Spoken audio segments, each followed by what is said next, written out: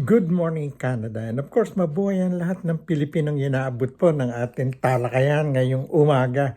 Ito pa inyong kabayan mo, Datol. At syempre, ay babatiin muna natin ang ating mga kababayan sa Pilipinas, lalo na po sa ating Sahayan Nueva Ecija, na kung saan dinaanan ng bagyo na naman. May bago na naman after Christine, yung Leon.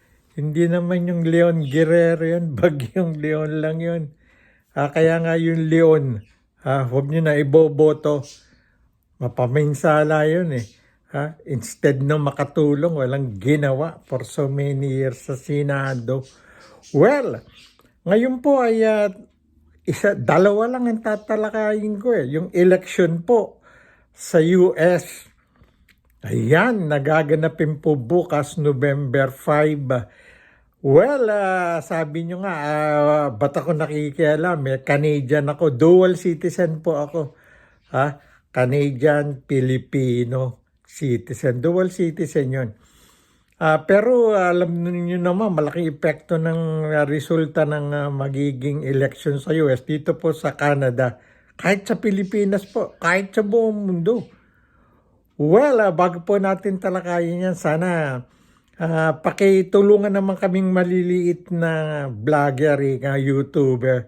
Please like, share, and importante subscribe para marami po ang marating ng ating pinag-uusapan halos everyday or every other day.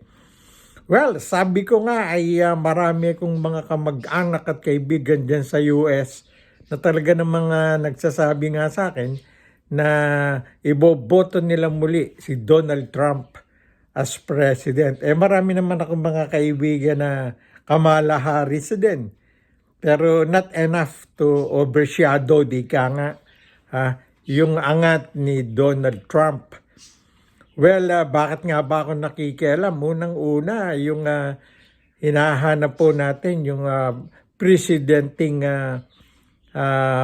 magbibigay ng liderato. Ano bang problema ng US at saka ng Canada kumpara sa Canada?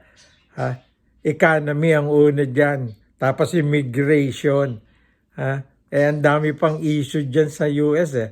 Hindi tayo nakikialam doon. Ang kinukuha lang natin yung economy. Kapag nakialam ang US or rather bumagsak ang ekonomiya ng US, sakop lahat. Kami kapitbahay ang Canada. Ika nga natin, hindi maganda o hindi asensado.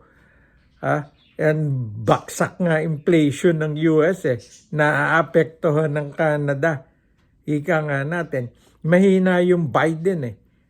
Let's admit it, may edad na yan, nakakalimot na nga, hirap na nga maglakad eh. Kaya nga inatras yung kandidato niya, binigay kay Kamala Harris.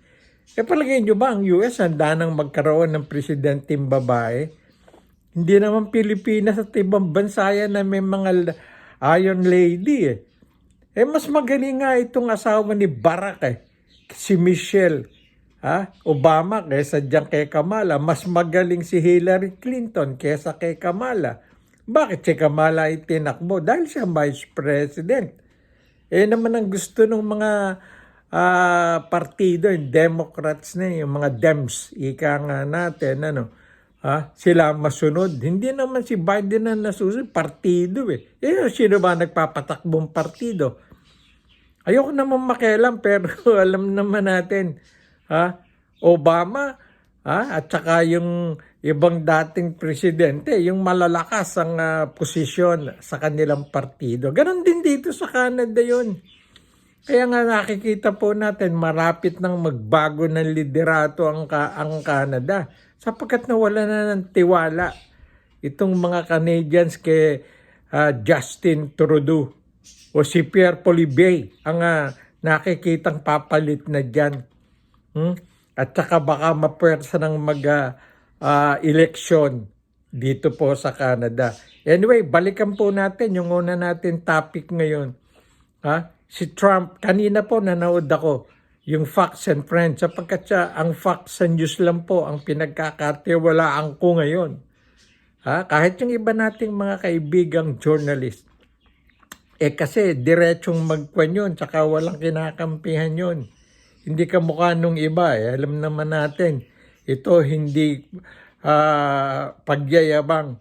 Napakarami pong malalaking media outlet or yung mga media practitioner, ika nga na nababayaran, let's admit it. Ako galing din sa Pilipinas, 1986 pa ako nag-umpisa magsulat Although sa sports ako. Sabi po natin talagang yung envelopmental journalism, hindi na aalis yan sa buong mundo. Kaya sabi nga natin, ang Fox News, andun, panoodin nyo po. At ang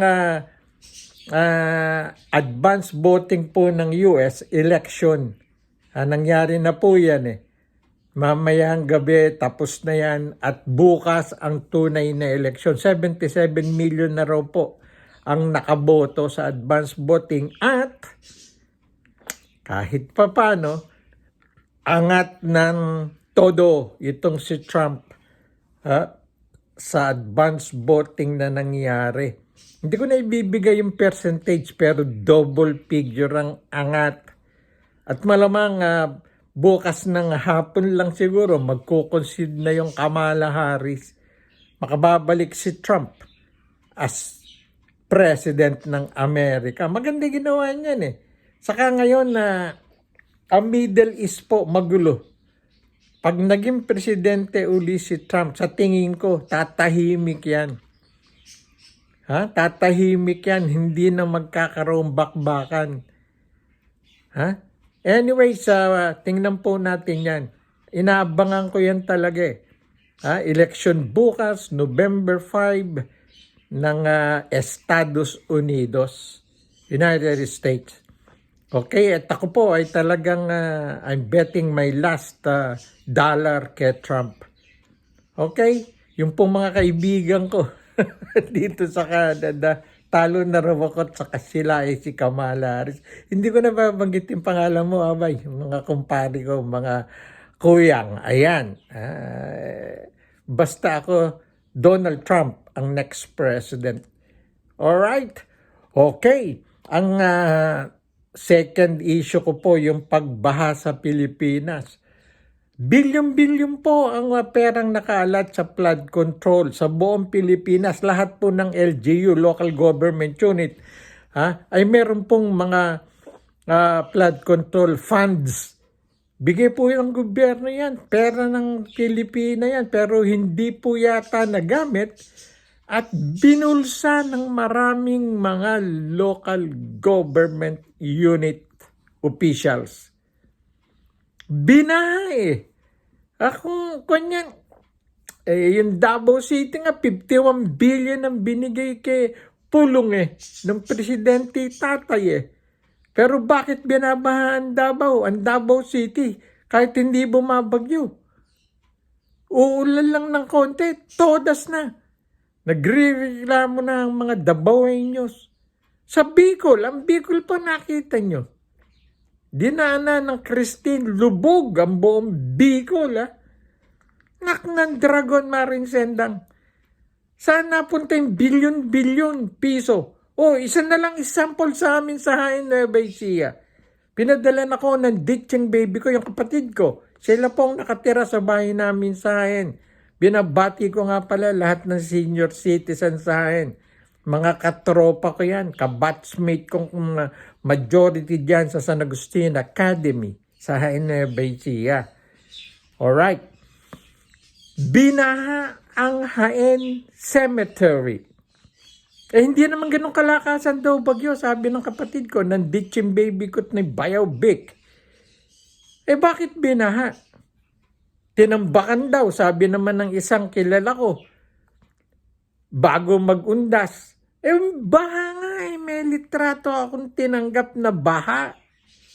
Yung papunta dun sa puntod ng aking mga magulang at mga kapatid. Diyan po nakalibing sa hain yung aking nanay, tatay, ate, kuya. Andiyan po Nilusong ng ditching baby ko ni Bayaw Bic makapagtulos lang ng kandila at makapag-alay ng bulaklak. Huwag naman natin bulahin yung mga tagahain. mauutaks ang mga tagahain. Yun nga lang, kumisan may yabang sa katawan eh. Hindi maalis yun sa mga taga Nueva Ecija. Pero ang sa akin lang po, kapag pera ng bayan, gamitin nyo. Hindi ko sinasabing mga nakaupong mayor, vice mayor, mga konsihales ay pinagbubulsay ang pera. Sapagkat ang alkalde po ng isang bayan ang kumukontrol sa flood control funds. Ilang taon na bang binabahayan? Dapat respetuhin ng mga patay. Hindi magawang ayusin yung problema ng hindi uulan, bumaba.